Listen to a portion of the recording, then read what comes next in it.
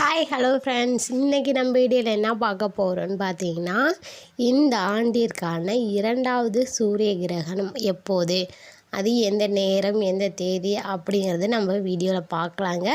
So video skip பண்ணாமல் முழுசாக பாருங்கள். நம்ம சேனல் இதர நீங்கள் சப்ஸ்கிரைப் பண்ணலைன்னா சப்ஸ்கிரைப் பண்ணிவிட்டு கூட பெல் ஐக்கனையும் கிளிக் பண்ணுங்கள். அப்போ தான் நாங்கள் போடுற வீடியோ நோட்டீஸ் வரும். வாங்க நம்ம வீடியோக்களை போயிடலாம். ஃபஸ்ட்டு பார்த்திங்கன்னா, ஒரு வருஷத்துக்கு 4 கிரகணம் நடக்கும். ஓகேங்களா, இது எல்லா வருஷத்துக்குமே தாங்க. ஸோ சூரிய கிரகணம் 2, சந்திர கிரகணம் 2 இதே போல் நடக்கும். ஓகேங்களா, இப்போ பார்த்திங்கன்னா இப்போதான் 2 கிரகணம் முடிஞ்சிருக்கு. இது 2023 2 கிரகணம் முடிஞ்சிருக்கு. இன்னும் 2 கிரகணம் அதை எப்போ அப்படின்னு பார்த்திங்கன்னா, ஃபஸ்ட்டு நம்மளுக்கு சூரிய கிரகணம் வந்துச்சுங்க. அடுத்ததாக பார்த்திங்கன்னா சந்திர கிரகணம் வந்துச்சு. ஓகேங்களா, சந்திர கிரகணம் மே 5ஆம் தேதி வந்தது.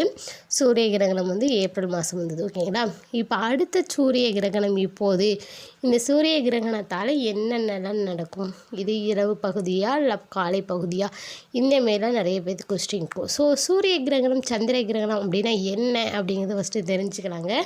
சூரிய கிரகணம் அப்படின்னா பூமிக்கும் சந்திரனுக்கும் இடையிலே சூரியன் வர்றதுனால தான் நம்ம சூரிய கிரகணம் அப்படின்னு நம்ம சொல்கிறோம். ஓகேங்களா, இதே சந்திர கிரகணம் எப்படின்னு பார்த்திங்கன்னா, சூரியனுக்கும் பூமிக்கும் இடைப்பட்ட தொலைவில் வரக்கூடியதான் சந்திர கிரகணம். ஓகேங்களா, ஃபஸ்ட்டு நம்ம கிரகணம்னா என்னென்னு இப்படி தெரிஞ்சுக்கணும். ஓகேங்களா, இந்த கிரகண டைமில் நம்ம எதனால இப்படி சொல்கிறோம், எதுக்காக கேர்ஃபுல்லாக இருக்கணும் அப்படின்னு சொல்கிறோன்னு பார்த்திங்கன்னா, நம்மளுடைய முன்னோர்கள்லாம் சொல்லியிருக்காங்க, கிரகண டைமில் கர்ப்பிணி பெண்கள் வெளியே வந்தால் குழந்தைக்கு ஏதோ ஒரு பிரச்சனை ஏற்படும்.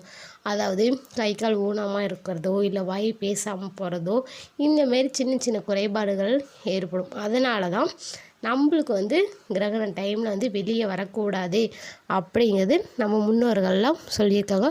ஸோ அது இன்னமும் நம்ம காலகாலமாக நடைபெற்று வருகிறதாங்க. ஓகேங்களா, இந்த சூரிய கிரகண டைமில் நம்மளுக்கு நிறைய கிரகணம் சூரிய கிரகணம் கொஞ்சம் கேர்ஃபுல்லாக தான் இருக்கணும். ஓகேங்களா, வெப்ப தாக்கம் அதிகமாக இருக்கும் அப்படின்னு சொல்லுவாங்க.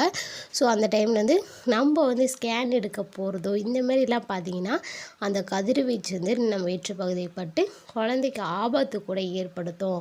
அதனால் நம்ம அந்த டைம்னா ஹாஸ்பிட்டலுக்கு போகிறது அவாய்ட் பண்ணிடணும் அப்படின்னு சொல்லுவாங்க.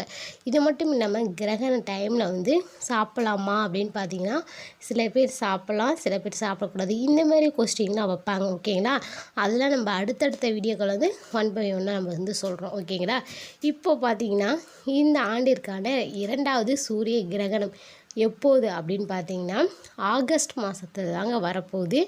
ஆமாங்க, இன்னும் 2 மாதத்தில் கிரகணம் வரப்போகுது. ஸோ 2 மாதத்துக்கு முன்னாடியே இப்படி சொல்கிறீங்களே அப்படின்னு பார்த்தீங்கன்னா, நிறைய பேர் கேர்ஃபுல்லாக இருக்கணும். ஓகேங்களா, அதுக்காக தான் இந்த வீடியோ. ஆகஸ்ட் மாதம் தான் நடைபெறுது.